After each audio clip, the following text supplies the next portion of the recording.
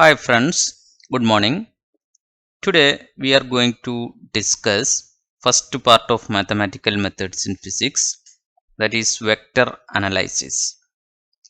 So the first module we can see different coordinate system that we are using. Okay, so today we can discuss the first coordinate system, that is Cartesian coordinate system. Okay, so in Cartesian coordinate system, that is familiar to you from lower classes.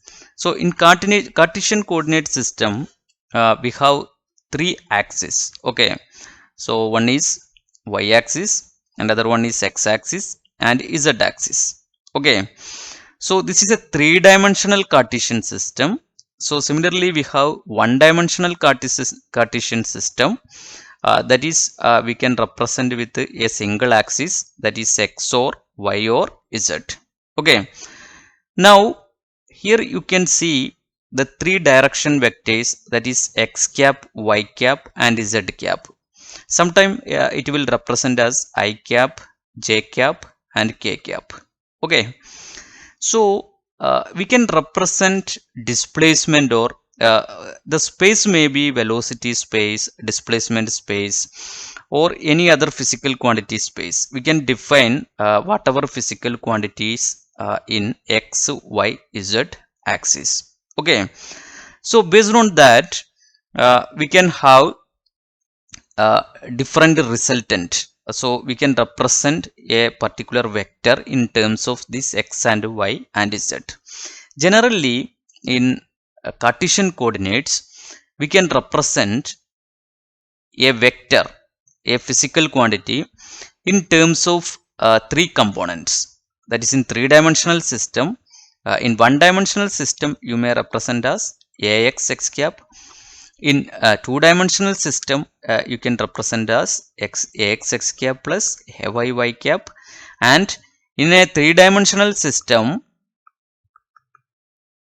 this is a1, this is a2. In a three-dimensional system, you can represent as this as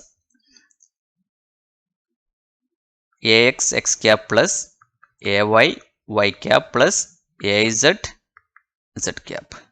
Okay, right. So we can represent the points. This we can derive from the triangle law of vector addition, these results. So let us go to blackboard. Okay, see, so if you consider a three-dimensional coordinate system C. Okay, so if you have a point like this, suppose imagine a cube that is located in a three-dimensional space. Okay, so this is the cube.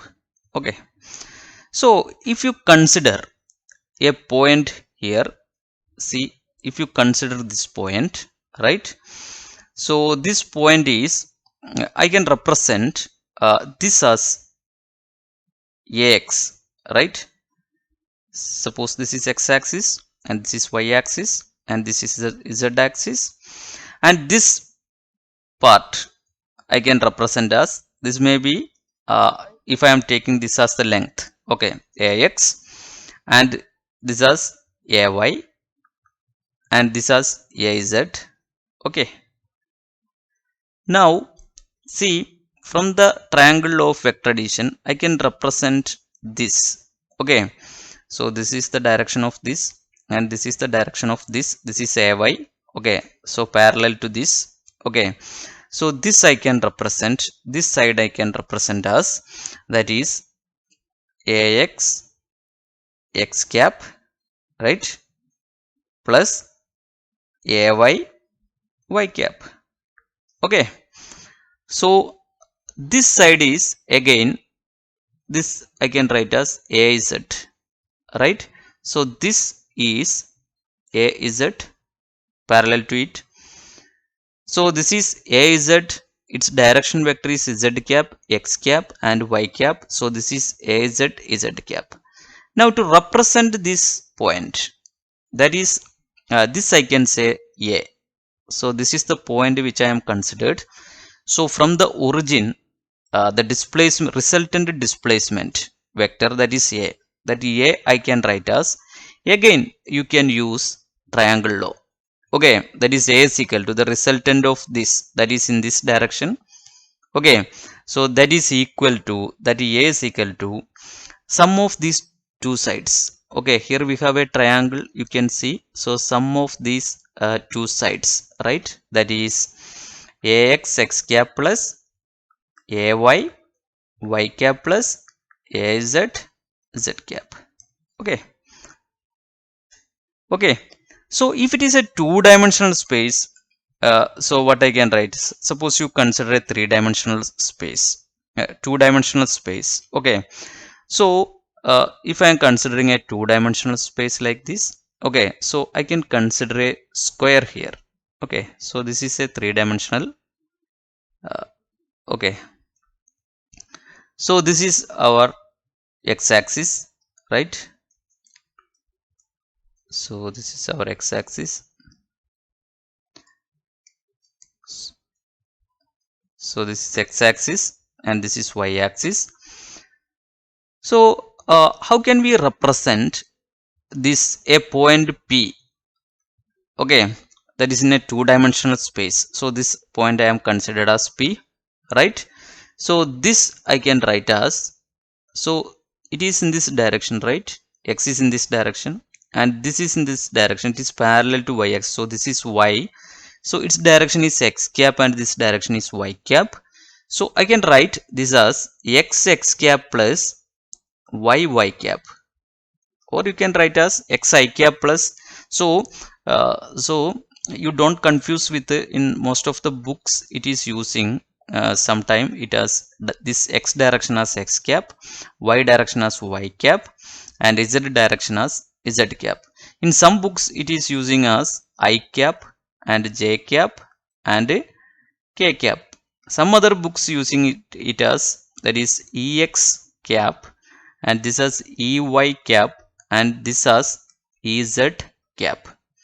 Okay, so these all are the representation which we can use x, y, z directions. Okay, so that you keep in your mind. And this is the Cartesian coordinates. We can represent a length like this. And if it is a one dimension, if it is in one dimension, then you can simply represent. So it has only, so this is the length which we considered. So this x cap is the direction. So I can write as x cap. Okay, if it is two dimension, I can write as x cap plus y cap. If it is in three dimension, I can represent as x cap plus y cap plus z cap. Okay, so these are the different vectors. Okay, in the x, a1, a2, a3 in single dimension, two dimension, and three dimension. Okay, so this is the method to represent a resultant vector in three-dimensional system in Cartesian coordinates. Okay, now let us go to how to represent area. Okay, so this is the representation of this vector. Now we can go to how to represent the displacement vector and area element in Cartesian coordinate system. Okay, so this is the vector. So here x, y, z, I have given three axes, right? So if I consider a position vector r, that means there is a point P which I am considered, and here from the origin the distance is r. Okay, so this r is I can represent as that we have already discussed, that is x cap plus y cap plus z cap, x cap plus y cap plus z cap, right? Now if you have two such points, okay, how can we represent the displacement from one point to other point? That we are going to check now. Okay, so let us go to blackboard. See, again I am considering the coordinate system, right? Okay, so if you consider 2 points, okay, I have 2 points, so I'm considering the first point here, okay, and second point is here, and first point is I can say position vector to the first point is r, and second point is r dash.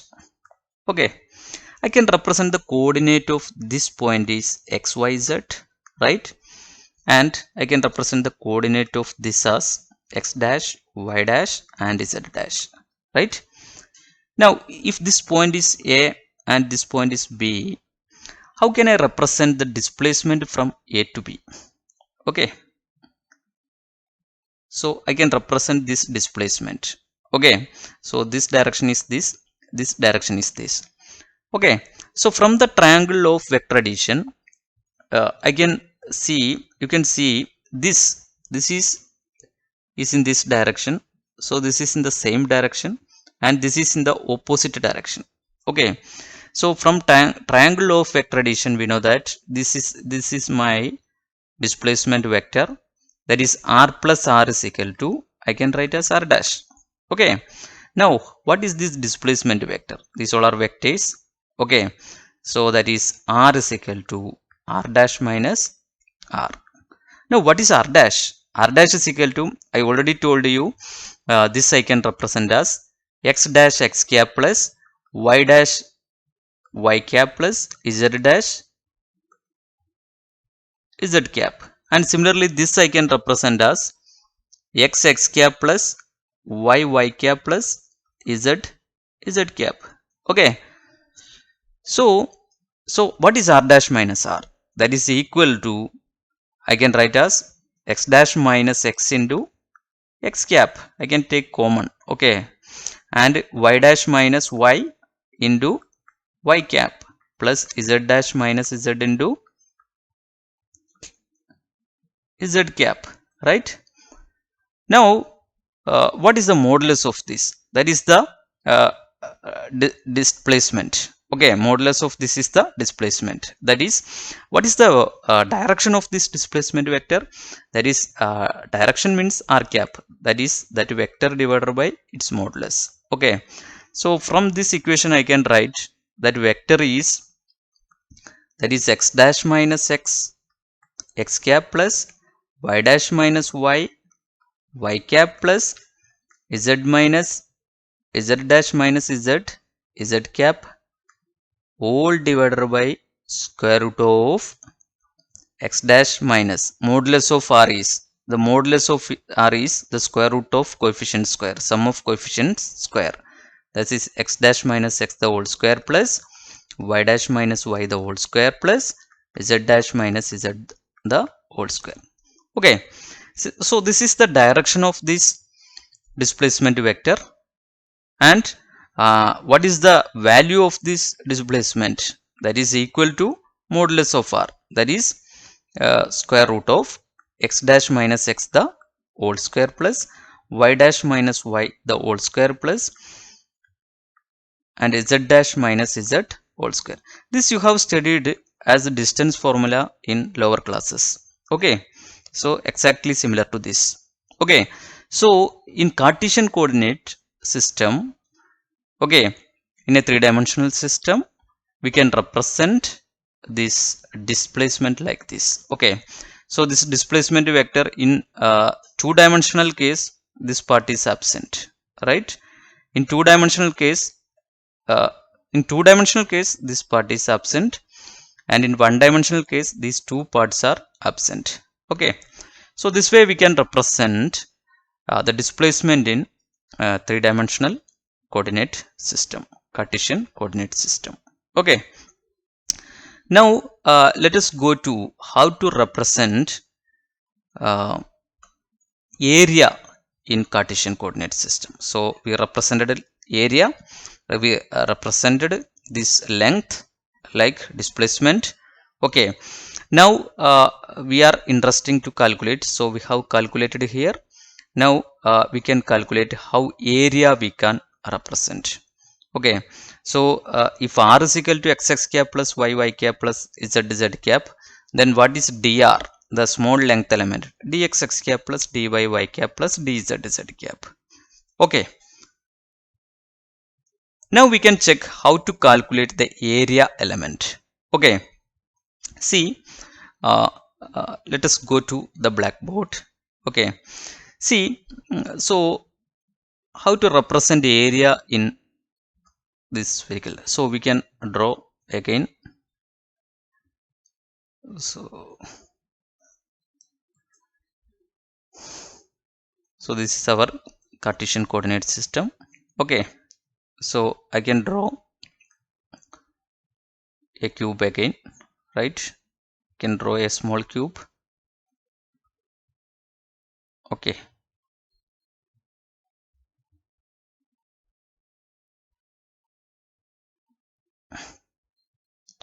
okay,